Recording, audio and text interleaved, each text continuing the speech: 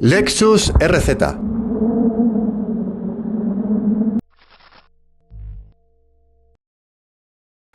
Muy buenas, ¿qué tal estáis? Bienvenidos a este nuevo vídeo y gracias por estar ahí. Este coche que tengo aquí a mi lado es el Lexus RZ, o lo que es lo mismo, el segundo modelo eléctrico de esta marca. Tiene tracción integral, dos motores, uno delantero, otro trasero y una potencia total de 313 caballos. La autonomía homologada es de 440 kilómetros. Esta unidad en particular tiene unos neumáticos Dunlop SP Sport Max, los delanteros de medidas 235-50 R20 y los traseros de medidas 255-45 R20 también. Así que vamos a ver qué tal lo hace en la esquiva y en el slalom. Conviene recordar que este vehículo tiene una longitud de 4,81 metros y una altura de 1,64. Es decir, no es un coche especialmente alto, y por eso algunas personas lo catalogan como crossover en lugar de SUV. Su maletero tiene 522 litros de capacidad. La única versión que se vende del Lexus RZ se denomina 450e. Su sistema de tracción total es variable, es decir, el reparto de la fuerza del motor a los ejes depende de si el vehículo se encuentra circulando en línea recta o en curva. ¿Y cuáles son los rivales de este Lexus? En este punto habría que distinguir entre dos grupos. Por una parte están el Toyota BZ4X y el Subaru Solterra. Estos dos modelos y el Lexus comparten la plataforma. Sin embargo, a pesar de ese mismo punto de partida, el Lexus es claramente más grande, potente y costoso que los otros dos. Así que, realmente, los rivales más claros del Lexus RZ son el BMW iX3, el Mercedes-Benz EQC, el Ford Mustang Mach-E o el Tesla Model Y. De estos modelos citados, únicamente el Mercedes-Benz tiene un precio de partida superior al Lexus. El elevado precio del Lexus se explica, al menos parcialmente, porque su interior está realizado con materiales lujosos que dejan muy buena impresión.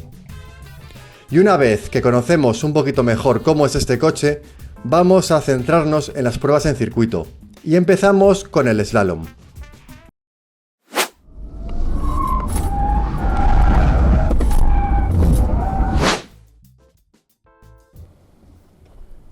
Lo primero que he de decir es que me ha gustado el desempeño del Lexus RZ en el ejercicio de slalom.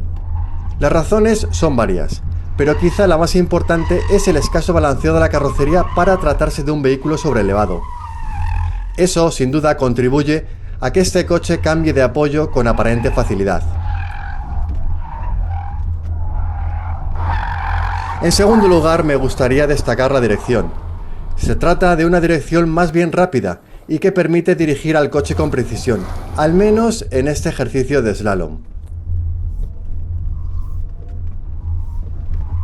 En tercer lugar, el otro punto que hace que el Lexus sea vivo y rápido es el gran nivel de adherencia que dan sus anchos neumáticos, que además son de perfil bajo. En definitiva, este Lexus nos ha dejado buena sensación en el slalom.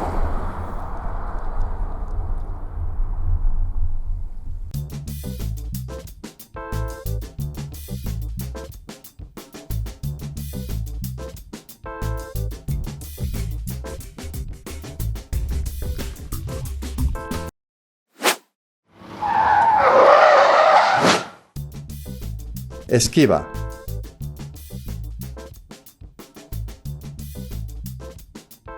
Llegamos a la esquiva. Esta fue la primera pasada que realicé con el Lexus RZ, un coche que no conocía en absoluto y que aún no estaba acostumbrado a sus reacciones.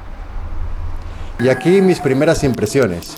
Pues ya está, primera pasada hecha en el modo de conducción Eco y con la mínima retención eléctrica. La verdad es que el coche ha respondido con mucha rapidez a la dirección, no me lo esperaba. Y además también la suspensión ha producido unos pequeños rebotes laterales que no me han gustado, así que vamos a ver cómo lo hace en sucesivas pasadas. Así es, después de esa primera pasada sentí un poco de contradicción en lo que pensaba respecto a las reacciones de este RZ.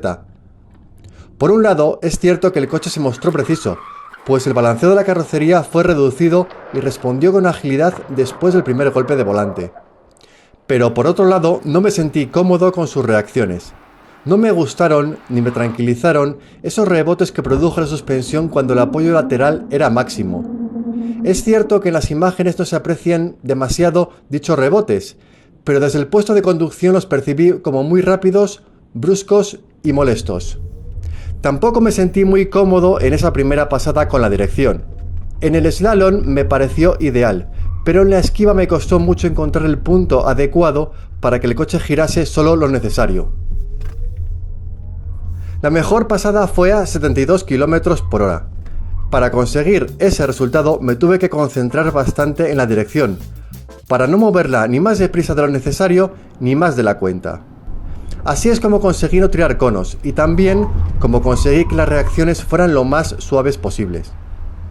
Esta pasada la realicé con el modo Sport y con la mayor retención eléctrica, aunque como se puede ver en las imágenes el coche no pierde mucha velocidad. De hecho, la velocidad a la salida de los conos fue de 43 km/h. No obstante, repetimos otro intento con el modo Sport, pero ahora sí con la mínima retención eléctrica. Conseguimos un resultado parecido al anterior, salvo por dos cosas. En primer lugar, rocé ligeramente uno de los conos. En segundo lugar, el coche salió de la zona de conos a mayor velocidad, concretamente a 52 km/h. En otros intentos que hice a mayor velocidad, como por ejemplo en este a 76 km/h, apareció un gran subviraje que impidió afrontar la última zona de conos.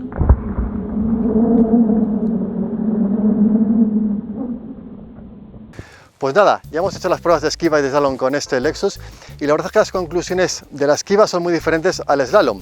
En el caso de la esquiva, yo no me he encontrado muy a gusto con el coche porque la dirección al principio es lenta, pero en la segunda parte de su recorrido es muy rápida. Y aparte también en los cambios de apoyo el coche respondía con mucha brusquedad y aparte con un rebote lateral de la carrocería, con lo cual me ha costado muchas pasadas coger el tranquillo y hacer un ejercicio más o menos limpio a una velocidad razonable. Sin embargo, en el slalom me he encontrado mucho más cómodo. Aquí las reacciones del coche me han parecido más progresivas y fáciles de comprender. Precisamente en este ejercicio la dirección se puede mover con algo más de suavidad y pausa que en la esquiva.